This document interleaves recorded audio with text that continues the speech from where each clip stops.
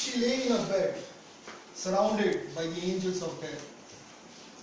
They were smiling at her, singing a peaceful song to her, and waiting for the right time when they could take her along with them. Only they could free her from all her powerful personal pains. Her true, mad, deep love was just sitting beside her with her hand in his. His eyes refused to move away from her face because to them she never appeared so beautiful. He suddenly felt the touch of fear, the fear of losing his beloved. He could also feel the tiredness of the tears in his eyes that had been there for so long in his Oakley's eyes. He just didn't want to lose her. She, for the last time, opened her eyes, looked at him and smiled. Her eyes were like the lamps blaring up just before the oil is gone. She directed that she wanted to say something. Her lover, like a curious child, immediately brought his ears closer to her, and in his ears she poured in her last wish.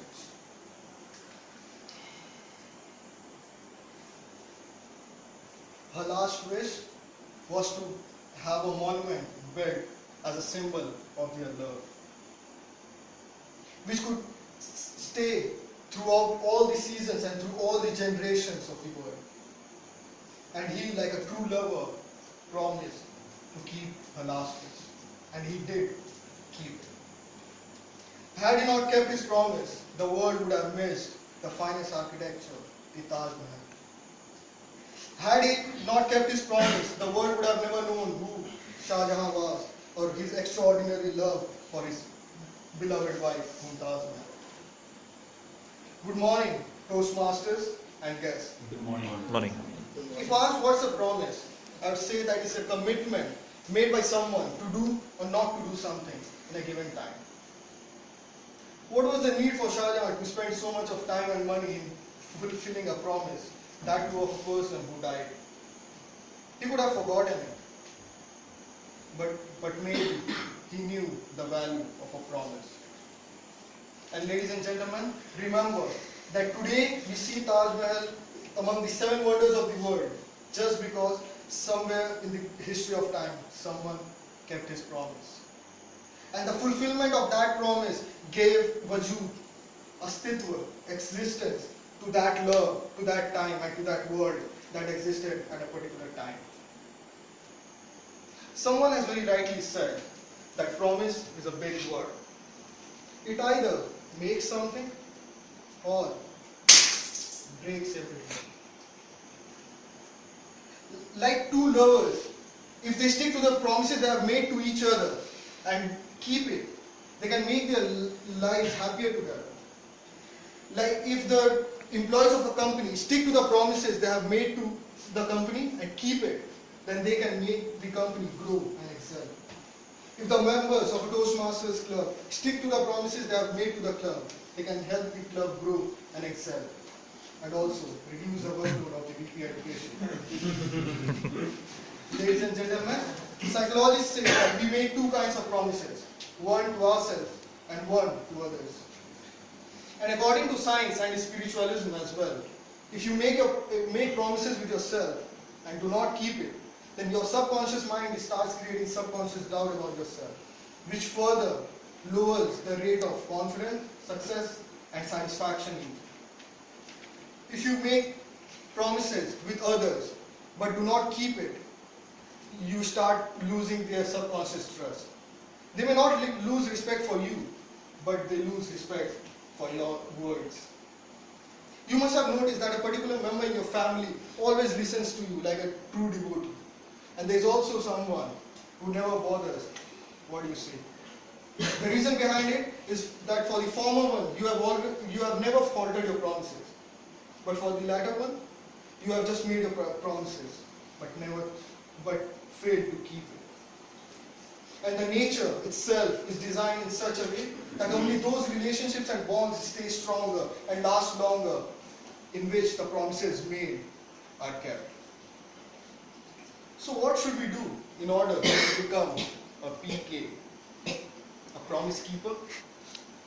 Experts say that the best way to start is to fulfill the promises of your own that you have made to yourself. Because every time you live up to your word, you start growing in your own eyes and thereby start gaining self-confidence. And once the habit of fulfilling the self-promises has been built, you can move on to make promises with others. There is an Arabian saying that there is no greater fraud than a promise not kept. This is because when you make a promise, you make the person in front to hope. They attach their feelings to it, and at times they build their lives around such commitments, such hopes and such promises. And when their promises are shattered, they lose trust, not just in you, but in all human beings, and eventually in humanity. Our beloved prophet once said that the most beloved deed to God is keeping one's tongue. And I personally always try to do that most beloved deed to God by making sure that when I promise, I keep it. Not just for the sake of keeping it, but because it becomes my responsibility. So ladies and gentlemen, if you don't want to do that fraud of breaking promises by taking it as a frivolous thing, and want to do that most beloved deed to God, then you must, like a responsible person, take up the responsibility of the promises that you have made to yourself and to others.